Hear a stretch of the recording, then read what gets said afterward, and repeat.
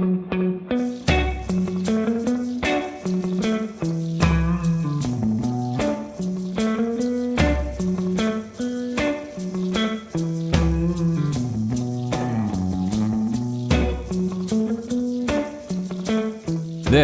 is The Trey Blocker Show. Hello, everyone, and welcome to The Trey Blocker Show. Today, we are very honored to have in our studio my good friend, Cory Morrow. Cory is a world-renowned musician, singer-songwriter, and we're very grateful to have him in the studio. So thanks, Cory. Thanks for coming on the show. Thank you for having me. I like that world-renowned. That sounds good. I think it's great. I'll take that. And well-deserved as well. We are going to do something a little different on this show. We're in the middle of a legislative session, so we've been talking a lot about tax reform and school finance and teacher pay raises and all these really important things, which sounds important. Maybe you have an opinion on, maybe you don't, but it really doesn't matter because that's not what we're here to talk about. So the reason I wanted to have you on the show is to talk about you. You have lived an amazing life. You've had an amazing career. It is not over. You are still going, and the trajectory is strong, and your direction is even stronger, in my opinion. And that's what I want to talk about. So beautiful. Thanks again for coming on the show. I'm in. Let's do that. So, Cory, I was looking at your bio, and this is on your website. So I don't think you can get offended at me for reading this unless you haven't looked at your website lately. That's a real possibility, actually. It says, Cory Morrow didn't become a Texas legend by being quiet. He sings about strippers and Jesus with equal fervor. While this dichotomy may leave those on either side of the moral equator perplexed, the answer is actually very simple. Cory Morrow is beautifully and uncomfortably transparent. From the beer-soaked, cocaine-laden days of his early career to today's more sober and spiritual leg of the journey, one thing about Morrow has never changed. As goes Cory's life, goes Cory's songs. Does that sound pretty accurate? I feel like I wrote that. I suspect you did. No. So just that gives us a whole lot of things to talk about. Let's start at the beginning. You were born and raised in Houston, Texas. I was born and raised in Houston, Texas. My parents divorced when I was about 2 years old. I lived with my mom in Houston. I got to see my dad on the weekends. He lived in San Antonio, so he'd come in every other weekend. So he'd come in on Friday from San Antonio. I think that was back then 55 miles an hour. It took a while, Right. And he lived on the west side of San Antonio. So it was about a 4-hour trip each way. And so Friday he'd pick us up and take us back to his house. Sunday he'd take us back to Houston back, and then that was every other weekend. So we didn't get a whole lot of quality time with Dad. It was mainly that one Saturday, twice a month. And so whenever we were with him, we did a lot of fun stuff, and it was more like we were buddies. Right. And so the whole Dad thing, you know, I didn't get a whole lot of opportunities to talk to him about girls and things like that as I was growing up. It just we just sort of figured that part out. But I grew up with mainly with my mom in Houston, with my stepdad and my 2 older sisters. That environment was a little bit Not ideal. I like that. No Leave It to Beaver in your childhood. Does anybody even know that reference anymore? Probably not. Yeah. Probably, I just probably the only aged ones. myself. Yeah. So my stepdad, he's kind of a bit of a carouser, and so he liked to go to the strip clubs. He used to do pretty hard drugs. He did like to smoke a lot of marijuana, and he drank quite a bit. And so my memories growing up, they got married when I was about 11, but he started coming around when I was about 9. And so my memories in that, it's a pretty impressionable time of your life. Sure. Trying to figure out what's going on with your body and what you're supposed to be doing in life and who you are and what it all means. And I was always kind of a pensive kid. I was always a deep thinker, and was always asking those questions, trying to find the answers to it all. But stepdad and his friends were kind of going off on this party, basically. It was finding happiness at all costs. Right. Money, fame, success, all these things were really important to him and to his friends. And I remember conversations with him saying, that he wanted to be like his friends who had ranches and all this money and horses. And so, I'm sitting back kind of watching and realizing maybe that's what I'm supposed to be doing. Right. He and I actually didn't like each other very much. We kind of butted heads, but he was kind of the only influence around. So So did you get over that at some point? I mean, I can imagine having a stepdad come into your life as a young male is hard on anybody, but was there a point at which you really did kind of connect, or did that never happen? Not on a very deep level. We actually were in therapy together at some point, and therapy was kind of a big deal in our family. I was seeing a therapist, I think, by the time I was 9 years old. My mom, my stepdad, everybody. It was a big, therapy family. Of course, it was the 80s, so that made sense. Right. We never did really, really deeply connect. We kind of got to the point where we were like, we're okay with each other. And we liked each other, but it was just one of these things. He always thought I was a mama's boy. And I was, I was my mom's baby, and I was her only boy. Sure. And she kind of treated me special, and I see that now. He was basically an overgrown child, and so you got two overgrown children in the house that are trying to, trying to win mom's affection, right, and be the number one man in the house, and so it didn't make for a good relationship. But we got along. I moved out and went to college, to Texas Tech, and when I got there, I kind of found out about music like Robert Earl Keen and Steve Earle and Lyle Lovett, and started chasing down J. Jeff Walker and guys like that. Right. And we started going to see concerts, and all my fraternity brothers were really into Robert Earl, and I was like, okay, I've never heard of this guy. Right. But they put his music on, and they're all singing the words. And there's like 20 of them. And I'm like, I've never seen anything like this before. Mm-hmm. And so it really caught my eye and got my attention. Along the way, I kind of decided that I had picked up the guitar when I was about 14 or 15, started playing through high school. So I had an ability to play and took lessons, but they weren't able to figure out like a 3-chord song.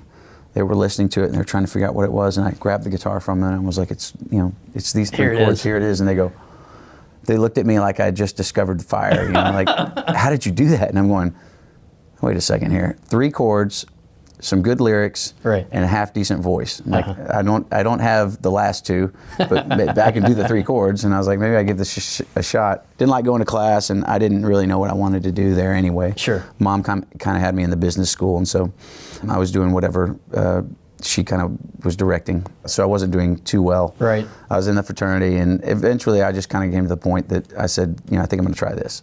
Well, so most guys I know, especially when I was in college, who picked up the guitar and learned to play, did so because they thought they were going to impress the ladies. That was an enormous part of it. Yes. I didn't really have a lot of success, so to speak, with the ladies in high school, and was very shy and unsure of myself when it came to that department. My mom and my sisters had taught me to treat ladies with respect and to open the door and do all that chivalrous stuff.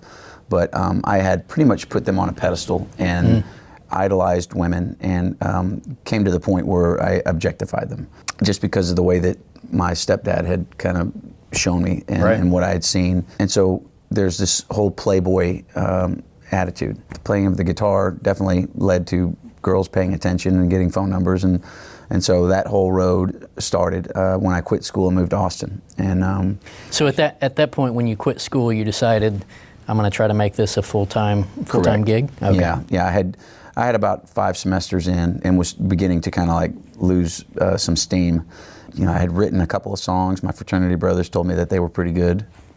I met Pat Green at that time, and he and I kind of just started writing songs and trying this thing out. And we had our first gig together, and it went well, and I decided that that's what I wanted to do. So I took off for Austin, and I actually played right over here at the Cloakroom for one of my first gigs. Oh yeah. Which, for those of our listeners who aren't familiar with the Cloakroom, it's about the size of a closet, a large closet. So not clearly as big as this entire room. No. So a packed house? Not really. They give you the off days, and you make tips only. And nice. There were nights when I made $0 and nights when I made $3. Then she also owned the bar, O. Henry's Back 40. And so that was kind of where things picked up. But, girls started paying attention, gigs started coming in, and we started forming a band. And the more I got into it, the better it got. I was playing around the fraternity houses, and we started getting shows at A&M and different colleges, and it just started picking up. And the more that the women paid attention, the more I kind of got into that and started really taking advantage of that, and started drinking more, and getting into doing drugs and kind of living that party lifestyle, you know.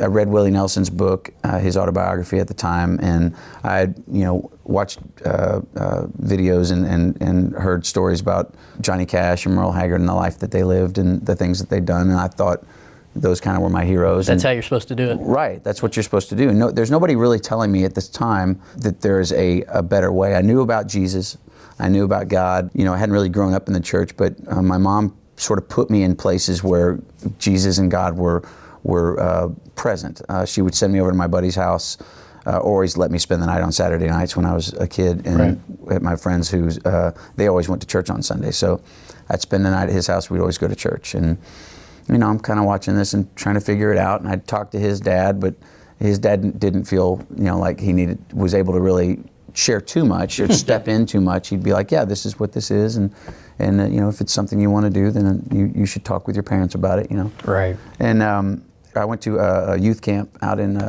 Kerrville, in that area, and I actually accepted Jesus as my Savior when I was 14, but I didn't really know what it meant. You know, I came home and was like, hey, Mom, I accepted Jesus into my life. She's like, that's awesome. Go take out the trash. And so that didn't really take, but the seed was planted, right? Right. Bought ourselves a broke down, worn out, beat up mess of a home. All the walls are falling down, but the foundation's strong. Well, the first time that I saw her, I went straight down to the bank. All my friends said I was crazy, but I don't care what they think. There's something in the wind, like a whisper in my ear.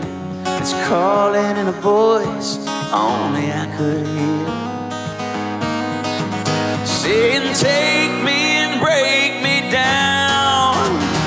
Oh, build me up like new. 'Cause I'm a wreck, I'm a mess, I'm a worn out shell. If you don't think my best days are through, well then, all I need is you. Yes, it's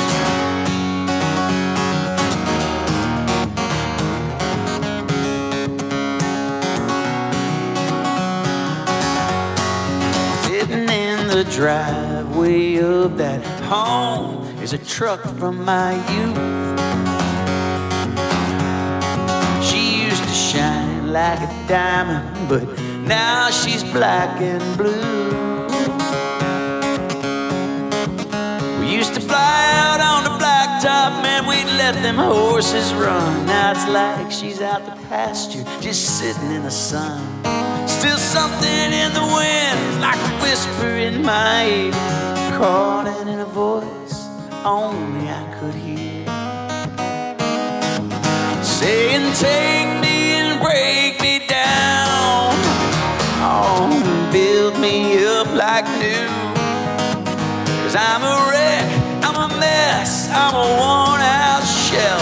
Oh, if you don't think my best days are through, well then, all I need is you. Yes, it's true.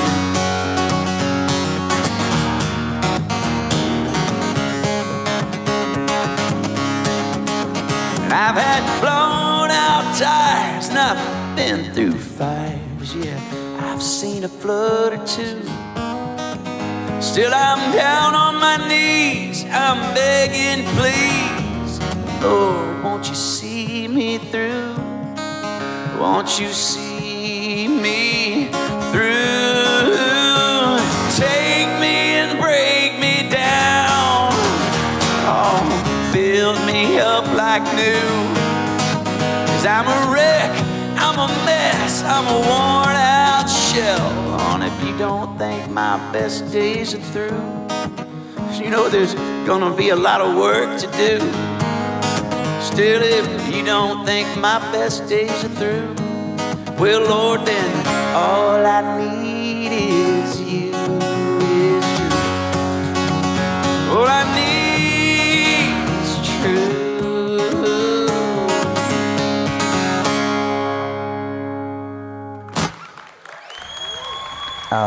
When I got going in Austin and started running through things, you know, the lifestyle that I saw that was fun was the lifestyle that my stepdad lived and his friends lived. You know, make a lot of money, spend a lot of money, and have pretty girls and fast cars. And so that was the rock and roll lifestyle. So I started beelining for that, and it started to be fun. You know, right. not gonna lie, it was a lot of fun for a little while, but there was always that emptiness. Whenever you had the money that you wanted, it was sort of a letdown. Whenever you got the girls that you wanted, it was sort of a letdown. Whenever you had the house that you wanted, the car that you wanted, it was, you have it, and it was just sort of like, well, what's next? Right. It was always what's next, and I always felt like I had to have a little bit more, kind of like an addiction.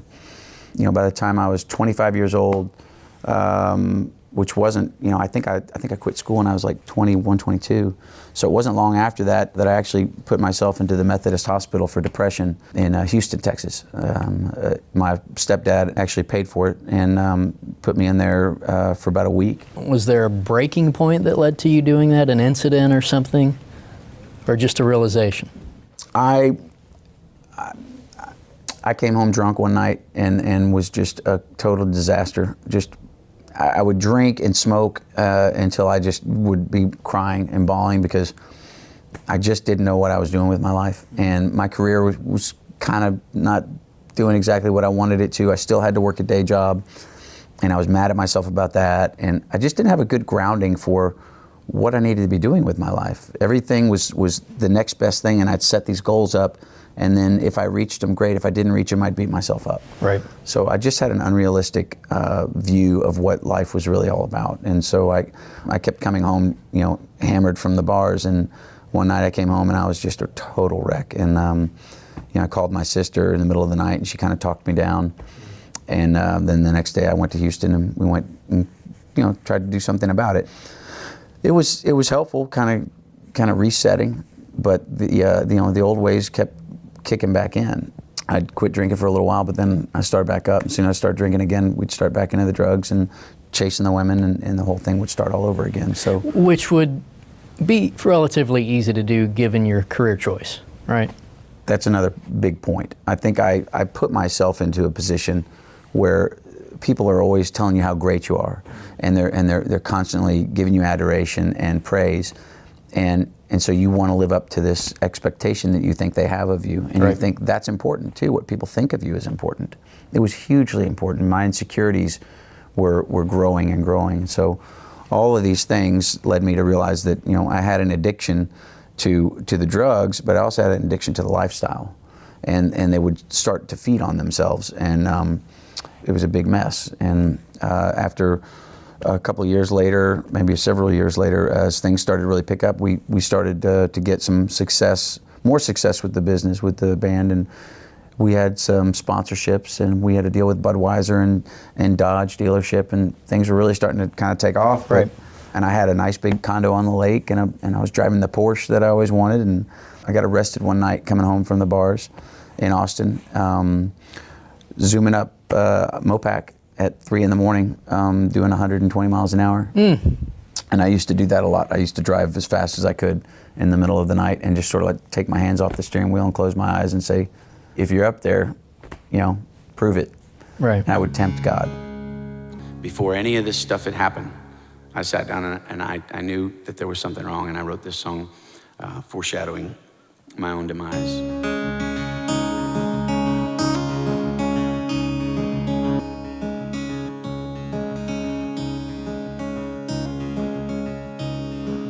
Feel this way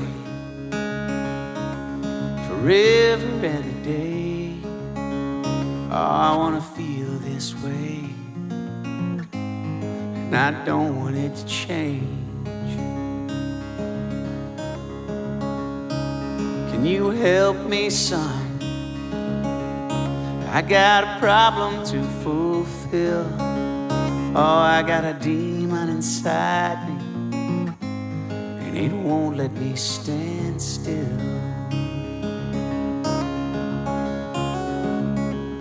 It won't be long now, won't be nothing left to hide. I'm taking classes, I learn to speak and look tall.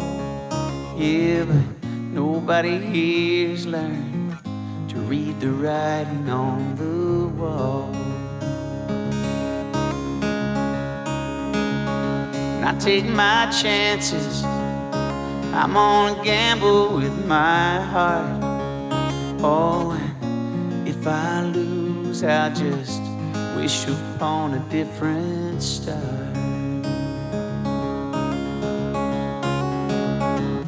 Somewhere down the line, I lost my way and hurt my pride. It won't be long now, won't be nothing left to hide.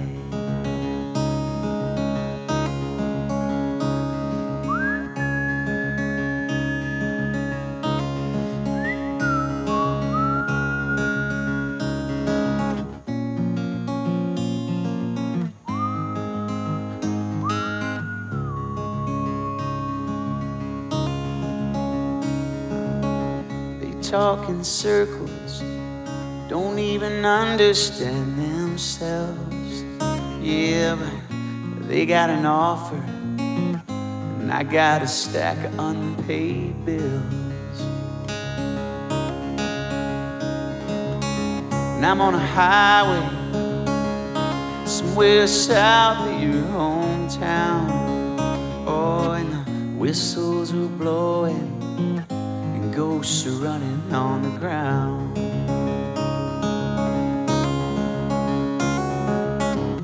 Somewhere down the line, I lost my way, and there's nobody here left to blame except me and this face that I can't hide.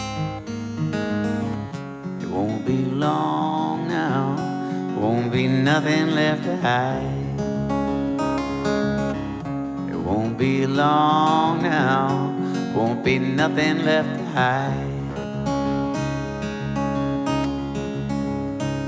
I wanna feel this way forever and a day.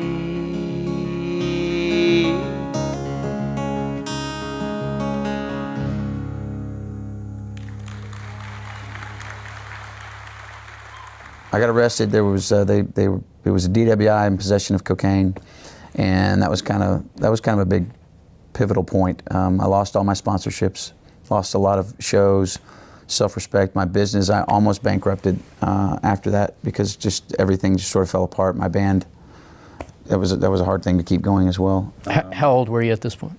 So that was about 04, 05, probably 32, something like that, I think, right? It'd been a few years, and you know, I'd had other incidences. I wrecked one of my cars, totaled it in the early morning hours because I'd been up all night, and my best friend at the time was in the car with me, and you know, almost killed the two of us. And you know, through the years after that, our friendship has really diminished, and we don't really talk much anymore.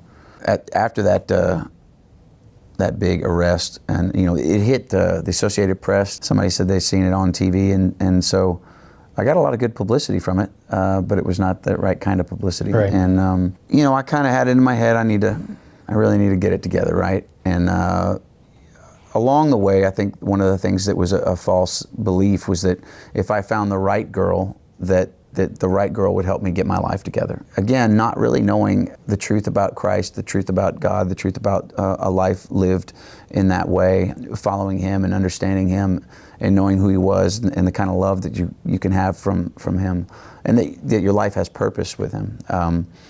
Not knowing any of those things, I'm just trying to set things up myself, and so I've started creating these places that I want to get to, these goals that I want to achieve. And so thinking that the right girl was going to do it, I met my wife. You thought that would make you happy, that would solve all your issues? Yeah, I met my wife about 6 months after the arrest.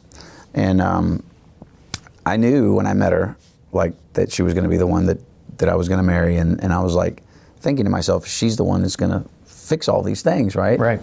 She's going to show me who Jesus is, and she's going to help me get my act together, and that's quite the burden to put on her. it's a little bit of an unrealistic and unfair pressure to put on anybody. Right. To put them up and say that you're gonna handle all this for me.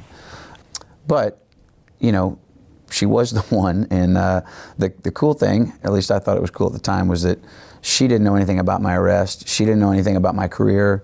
She'd never heard of me. Had she been living under a rock or Canada? She Nacogdoches. Gotcha. Behind the pine curtain. Yeah. She had been to a Roger Craig concert, and I think she'd actually been to one of my concerts, but just, you know, she wasn't in the scene. And so that was kind of an opportunity to start over. And, you know, and I had always felt like there was this me that wasn't getting out, that I was trying to be all of this for everybody and trying to achieve all these things to make me happy, that the real me was somewhere in there and that it was, you know, untapped. Right. And so I started imagining what that would look like, and that's the person that I presented to her. I was nice, I was a gentleman like my mom taught me how to be, and I was trying to take care of my business and be professional, and, you know, I showed her that I really wanted to know about Jesus. Her and her family, she was raised in it, and so she knew the right way to live, and she was very knowledgeable. You know, I was trying to go that direction and tell her, this is, you know, I want to learn more about what you know, and right. Tell her parents the same thing. And so, and I did, man. I put my best foot forward, and you know, and that's who she saw, and so that's who she married. And for a while, I was able to maintain that, you know, that persona. Because at this point, it was an act. Would you call it that? Yeah, to some degree, for sure. But a genuine attempt, nonetheless. I think that's for me. It was what I thought was possible, mm-hmm. But it was me trying to make the attempt on my own and not knowing how to really keep it going. Not really having anything that I'm grounded in, except for a lot of failures, and a lot of self-deprecation, and a lot of just shame and guilt that I walked in, and a lot of secrets. I hid a lot of stuff. So the person that she fell in love with there was a lot of me in it, but there was a lot of me that she didn't know, that I didn't fill her in on. And right. So, you know, as we get going in our marriage, some of those old ways start coming back in, and there came a point where, you know, it all came to the table. And there was a day where, you know, she came to me and said, you know, you need to tell me the truth. I'll give you an opportunity to tell me the truth. And if you tell me the truth, then we'll have a chance. Our marriage will have a chance. And so I assume at this point you were on the road a lot, had fallen back into the old ways, yeah. and eventually she figured that out. She's exactly. a smart woman. Exactly. And, you know, there were a lot of factors at play, but I'll get to that in a minute. But essentially, I'm sitting here at the table and I'm like, you know, how do I get out of this? How do I lie my way out of this? And there was just, my mind was going crazy, and I'm thinking to myself, I have a history of divorce. My parents divorced when I was 2. My dad remarried and then divorced again when I was about 12, 13 years old, and then he remarried for a third time. His parents divorced when I was like 2 years old or 1.5 years old. So it was just all over the place. And I had this sort of like commitment to myself that I was never going to get divorced. That was just, I'm going to find the right woman, and if I find the right woman, you won't have to get divorced. Right. So I'm sitting here at the table thinking, man, my kids are going to grow up the same way that I did. And I swore, you know, I didn't want to do that. And I'm looking at this woman, and I'm just like, I'm not being the man that I said I was going to be. And so,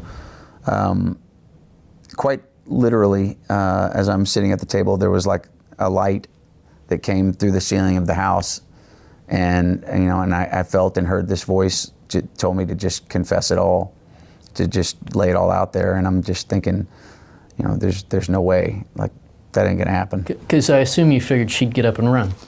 Absolutely, yeah. She said that we'd have a chance, but I'm thinking there's nobody that's gonna stay. Right.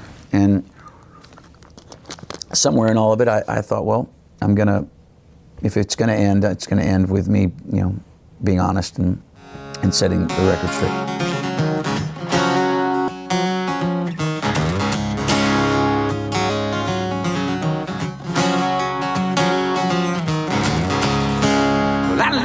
get drunk on rock and roll. I watch you dancing in your hippie dress. There's so much about you, baby, I wanna know. Right now all I know is you make love feel like it should. It's a beautiful, crazy kind of good. You set something inside me free. Now I'm a brand new me. Ooh.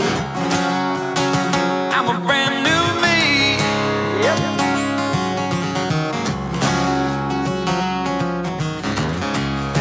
There's a light in my songs I ain't seen in a while. You know this smile ain't leaving. Your pretty green eyes hold all the truth I need. The truth is you saved me, baby, and you make love feel like it should. It's a beautiful, crazy kind of good. And you set something inside me free. Now I'm a brand new me. Come on, kiss me one more time and let me know how lucky I am. It's still early. And you make love feel like it should. It's a beautiful, beautiful, beautiful, crazy kind of good. And you set something inside me free. Now I'm a brand new me. Yeah, yeah, I am.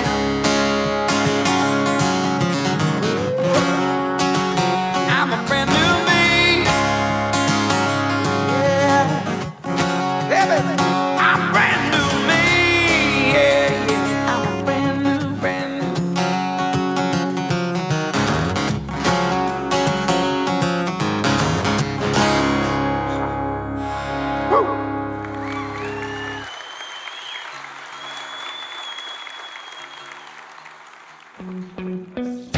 Tune in to the next episode of The Trey Blocker Show to hear part 2 of Trey's interview with Cory Morrow.